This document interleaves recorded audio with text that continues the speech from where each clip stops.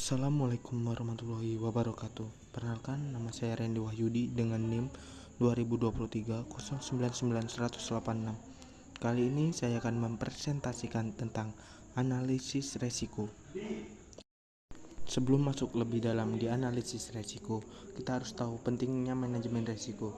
Manajemen resiko adalah proses mengidentifikasi, menganalisis, dan mengelola resiko yang mungkin terjadi dalam satu proyek, usaha, atau aktivitas lainnya. Resiko dapat didefinisikan sebagai ketidakpastian yang dapat berlibat negatif pada pencapaian tujuan.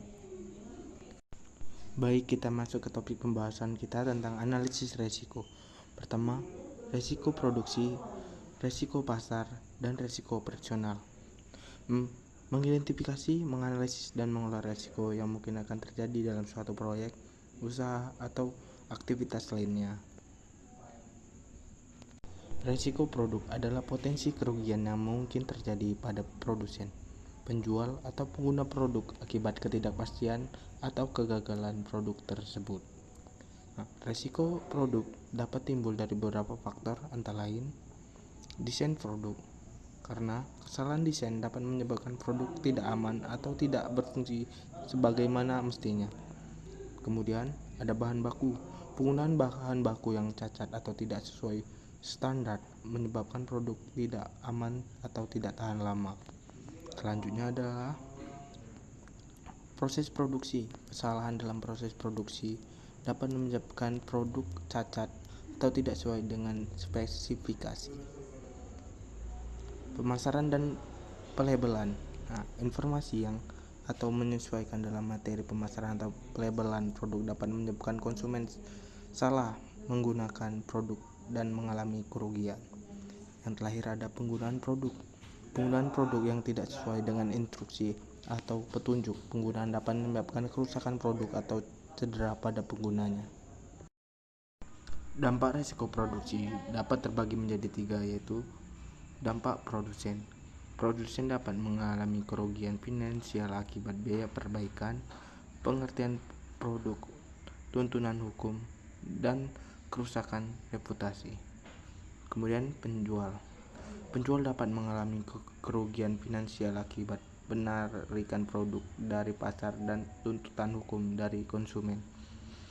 Kemudian dampak risiko produksi dari penggunaan dapat mengalami kerugian finansial akibat kerusakan properti, cedera fisik, dan bahan kematian. Kemudian kita masuk poin kedua, yaitu risiko pasar. Risiko pasar adalah risiko yang dihadapi investor atau entitas karena penurunan nilai pasar suatu produk keuangan yang timbul dari faktor-faktor yang mempengaruhi pasar secara keseluruhan dan tidak terbatas pada komoditas ekonomi tertentu. Dan risiko pasar dapat menyebabkan kerugian bagi individu atau kelompok. Hal ini dikarenakan risiko pasar dipengaruhi oleh keadaan pasar uang seperti saham dan obligasi. Faktor yang mempengaruhi risiko pasar. Yang pertama adalah perubahan kondisi ekonomi, seperti resesi, inflasi, dan deflasi dapat menyebabkan penurunan nilai pasar aset. Kedua, ada ketidakpastian geopolitik. Peristiwa seperti perang, kerusakan sosial, dan bencana alam dapat menyebabkan volatilitas pasar. Kemudian ada perubahan suku bunga. Kenaikan suku bunga dapat membuat obligasi yang sudah ada menjadi kurang menarik sehingga nilainya turun. Dan terakhir ada perubahan selera investor. Perubahan selera investor terhadap suatu kelas aset dapat menyebabkan penurunan harga aset tersebut. Risiko yang terakhir adalah risiko operasional. Risiko operasional adalah risiko kerugian finansial atau operasional yang timbul dari kegagalan proses internal, manusia, sistem, atau peristiwa eksternal. Risiko operasional dapat terjadi di berbagai sektor termasuk perbankan, asuransi, manufaktur, dan layanan.